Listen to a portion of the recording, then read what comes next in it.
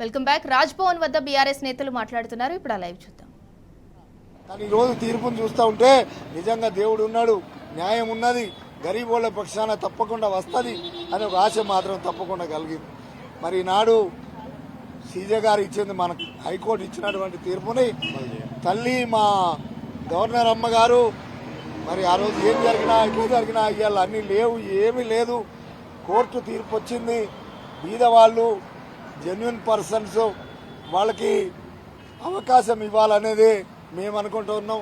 మరి అమ్మగారు మా మీద దయ ఉంచి మా కులాల మీద, I am from tribal community Yerukala చాలా ట్రైబల్లో కూడా చాలా చిన్నది, ఎవరెక్కడ చిన్న నామినేషన్ పోస్ట్ కూడా మా కులానికి ఇస్తలేరు. ఇంత ఒక అవకాశం వచ్చింది సభలలో మాట్లాడి చేయడానికి. కాబట్టి ఆమెనే రక్షకురాలు. గవర్నర్ గారు అంటే ట్రైబల్స్కి రక్షకురాలు ఆమెనే కాపాడాలి, ఆమెనే రక్షకురాలు. కాబట్టి ఒక అవకాశం వచ్చింది, తప్పకుండా ఆమె అవకాశం ఇస్తుందని ఆశతోని నా బయోడేటా అన్నీ కూడా ఆమెకు మళ్ళొకసారి నేను సమర్పించడం జరిగింది. అమ్మగారు వాటిని పూర్తిగా పరిశీలన చేసి తప్పకుండా న్యాయం చేస్తారని ప్రజల పక్షాన, మీ అందరి పక్షాన, బీద ప్రజల పక్షాన అమ్మవారిని నేను వేడుకుంటున్నా. జైతలండి. నేను మాట్లాడతాను. మిత్రులారా, మీడియా మిత్రులకు, తెలంగాణ సమాజానికి అందరికీ కూడా హృదయపూర్వకంగా నమస్కారం. మీ అందరికీ తెలిసిందే, తెలంగాణ తొలి ముఖ్యమంత్రి, భారత రాష్ట్ర సమితి అధ్యక్షులైనటువంటి శ్రీ కల్వకుంట్ల చంద్రశేఖరరావు గారు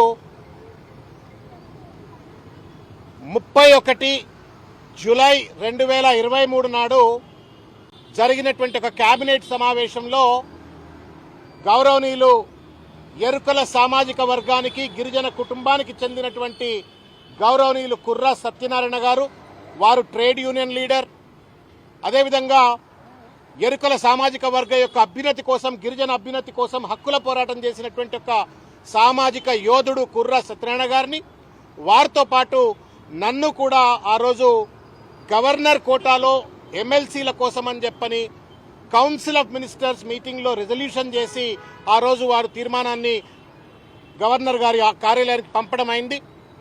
దాదాపు 55 రోజుల తర్వాత ఆ రోజు మేము ఎక్కడో శ్రీశైలంలో ఉన్నాం. 25వ తారీఖు నాడు, 25 సెప్టెంబర్ 23వ తారీఖు నాడు మేము శ్రీశైలం పోయినాం. ఆ శివుడన్న తొందరగా మాకు కరుణిస్తాడేమో, ఇన్ని రోజులు అయిపోయింది, మాకు ఆర్డర్ వస్తుందేమో అని చెప్పని శ్రీశైలం పోయి పొద్దుగాల అభిషేకం చేసుకొని పూజ చేసుకొని వచ్చి ఆ టిఫిన్ చేస్తున్నాం. మా గుండెల మీద రాళ్లు పడ్డట్టుగా స్క్రోలింగ్స్ వస్తూ ఉన్నాయి. ఇట్లా రిజెక్ట్ అయింది అని చెప్పని ఆర్డర్ కూడా మేము మీడియాలో చూసినాం. 19th డేటెడ్, దాదాపు 49-50 రోజుల తర్వాత రిజెక్ట్ చేయబడ్డటువంటి ఒక ఆర్డర్ను మేము మీడియాలో చూసినాం. దాని తర్వాత మేము న్యాయం కోరుతూ 7వ తారీఖు డిసెంబర్ నెల 23వ సంవత్సరంలో, అంటే గత సంవత్సరం డిసెంబర్ 7వ తారీఖు నాడు మేమిద్దరం కలిసి మాకు న్యాయం చేయాలా, ఇది రాజ్యాంగ ఉల్లంఘన జరిగింది అని చెప్పని ఆ రోజు మేము కోర్టులో కేసు వేయటం అయింది. కోర్టులో కేసు వేసిన తర్వాత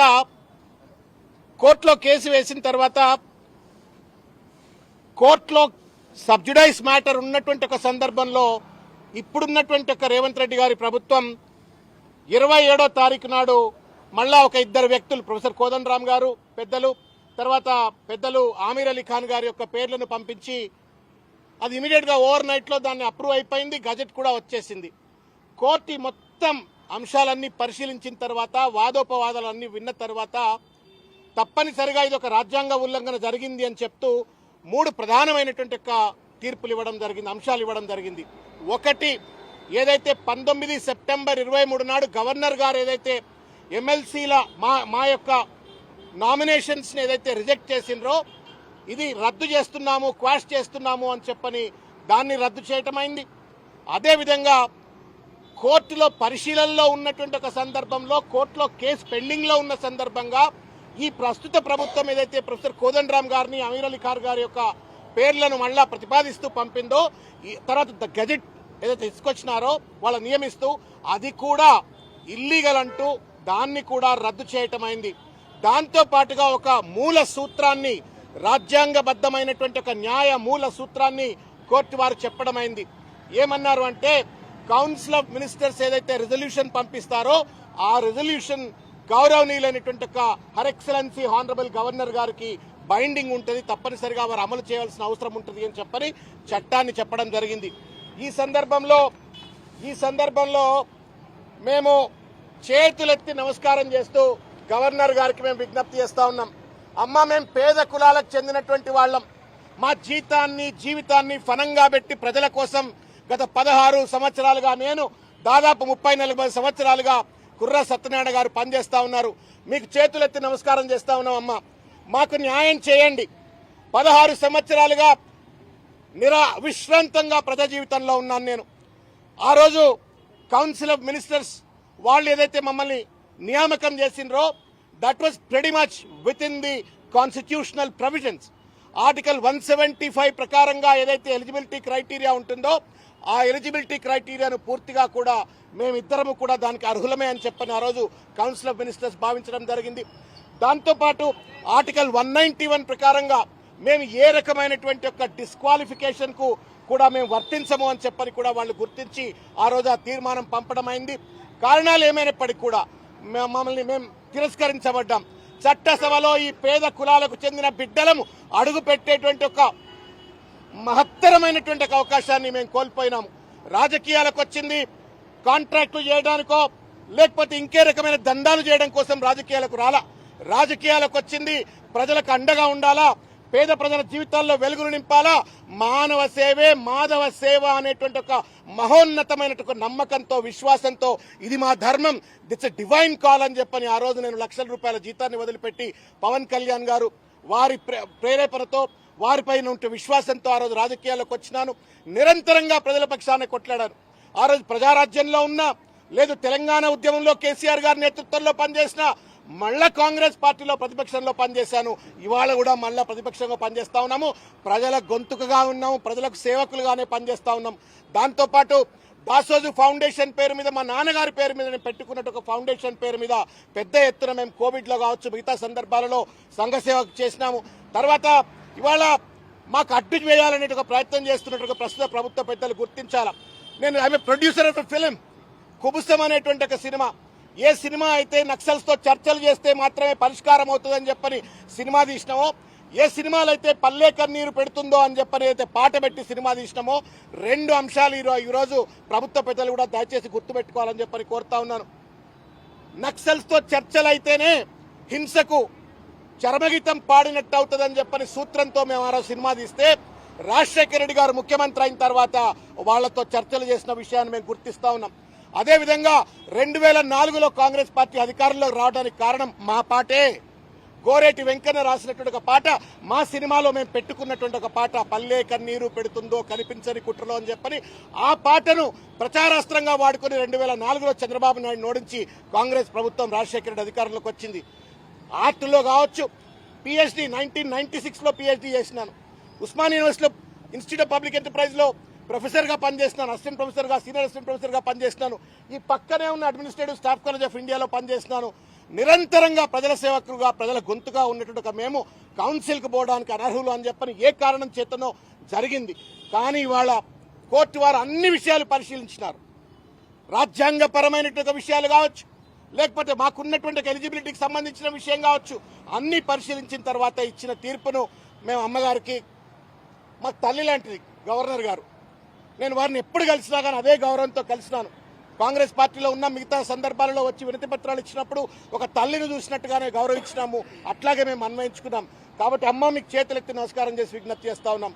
చిన్న కులాల నుండి అన్ని వదులుకొని జీవితాన్ని వదులుకొని ప్రజల కోసం పనిచేస్తున్న మాకు హైకోర్టు తీర్పును అమలు చేసి మాకు న్యాయం చేసి ప్రజలకు మరింతగా సేవ చేసేటువంటి ఒక అవకాశం చట్టసభ ప్రవేశం కల్పించివ్వండి.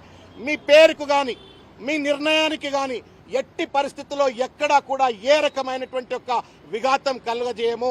తప్పనిసరిగా మీ నిర్ణయానికి గౌరవం వచ్చే విధంగా, ఆ కుర్చీకి, ఎమ్మెల్సీ పదవికి గౌరవం వచ్చే విధంగా చట్టసభలో పనిచేస్తాం, సమాజంలో పనిచేస్తాం, సమాజ హితం కోసం పనిచేస్తాము. మీకు ఆశ్వాసన ఇస్తూ చేతులెత్తి మీ ద్వారా గవర్నర్ గారికి చేతులెత్తి నమస్కారం చేస్తూ విజ్ఞప్తి చేస్తా ఉన్నాం. హైకోర్టు తీర్పును దయచేసి అమ్మ అమలు చేయండి. మమ్మల్ని, మా వర్గాలను దయచేసి ఆదుకోవాలా, రాజ్యాంగాన్ని కాపాడాలని చెప్పని. రాజ్యాంగం అంటది purest of the poor are the darlings of the constitution అని చెప్పని అంటది.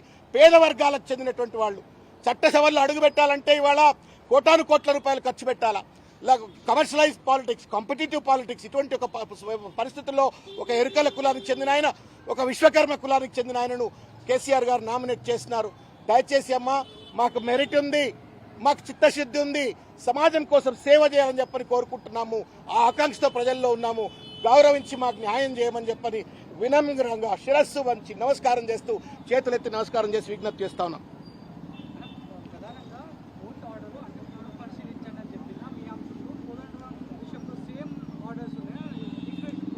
ఇందులో ఒకటి షరీఫ్ గారు, గౌరవనీయులైనటువంటి గవర్నర్ గారు 19 సెప్టెంబర్ 23 నాడు ఏదైతే మమ్మల్ని రిజెక్ట్ చేసిందో, ఆ రిజెక్ట్ చేసినటువంటి ఒక ఆర్డర్ రాజ్యాంగానికి వ్యతిరేకము అని దాన్ని రద్దు చేసినారు. ఒకటి. రెండవది, ప్రస్తుత ప్రభుత్వం రేవంత్ రెడ్డి గారి ప్రభుత్వం ఏదైతే కోదండరాం రెడ్డి గారిని తర్వాత అమీర్ అలీ ఖాన్ గారిని ఏదైతే ప్రపోజల్స్ పంపినారో, కోర్టులో పెండింగ్ ఉన్న సందర్భంగా, వాదోపవాదాలు జరుగుతున్నటువంటి ఒక సందర్భంగా ఈ యొక్క నియామకాలు చేపట్టినారు కాబట్టి దాన్ని కూడా రద్దు చేసినారు. దీంట్లో స్పిరిట్ ఏంటంటే, if one action is illegal, all consequential actions also will be termed as illegal. మొదటిది కనుక ఒకవేళ అనైతికమైనట్టయితే, రాజ్యాంగానికి వ్యతిరేకమైనట్టయితే, అన్లాఫుల్ అయినట్టయితే తదుపరి చర్యలన్నీ కూడా అనైతికమవుతాయి. కాబట్టి అది రద్దు చేయటమైంది. మధ్యలో మిగిలింది ఏంటి అంటే మా ప్రపోజల్.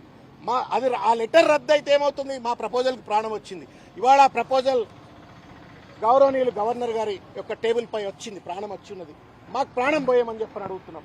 మాకు న్యాయం చేయండి. కోర్టు వారు కూడా స్పష్టంగా చెప్పినారు. వారు ఏమన్నారు, we are hopeful and we trust that భవిష్యత్తులో ఈ అంశం పైన రాజ్యాంగం ప్రకారమే నడుచుకుంటారు అని చెప్తున్నారు. కాబట్టి మేము గవర్నర్ తల్లి సమానులైనటువంటి మాతృ సమానులైనటువంటి గవర్నర్ గారికి చేతులెత్తి నమస్కారం చేసి విజ్ఞప్తి చేస్తా ఉన్నాం. Since a proposal is become alive right now. వారిది రద్దు అయిపోయింది, రిజెక్షన్ రద్దు అయిపోయింది, మా ప్రపోజల్ లైవ్ లో ఉంది. కాబట్టి దానికి న్యాయం చేయండి, దానికి ధర్మబద్ధమైనటువంటి నిర్ణయం తీసుకొని మాకు చట్టసభ ప్రవేశం కల్పించండి అని చెప్పని చేతులెత్తి నమస్కారం చేసి విజ్ఞప్తి చేస్తా ఉన్నాము. అనేక కష్ట నష్టాలు అనుభవించి ఇక్కడికి వచ్చినాం. సరే, పదవుల కోసం కాలేదు, కానీ ఈ పదవి అనేటువంటిది మేము ఇన్నేళ్లు పడ్డ కష్టానికి ఒక ఫలం. రెండవది, ఇంకా బలంగా ప్రజల కోసం కొట్టగలుగుతాం. ఈ 16 సంవత్సరాలు చాలా మంది అంటుంటారు పార్టీలు మారినారు. ఏ పార్టీ మారినా మేమే కాంట్రాక్ట్లు కొట్టుకోలేదు, లేకపోతే పదవులు సంపాదించలేదు. ప్రజల కోసమే ఉన్నాం. ఇవాళ కూడా ప్రజల కోసం ఉన్నాం. కాంగ్రెస్ లో ఉన్న ప్రజల కోసమే ఉన్నాం. ఇవాళ బీఆర్ఎస్ లో ప్రతిపక్షాలు ఉంటే అట్లే ఉన్నాం. తెలంగాణ ఉద్యమంలో అట్లే ఉన్నాం. గతంలో అట్లే ఉన్నాం. ఇవాళ మేమిద్దరం కూడా భవిష్యత్తులో తల్లి గవర్నర్ గారు సానుకూల నిర్ణయం తీసుకుంటే ఇంకా బలంగా ప్రజల కోసం కొట్లాడతామని చెప్పని సందర్భంగా తెలియజేస్తా ఉన్నాం.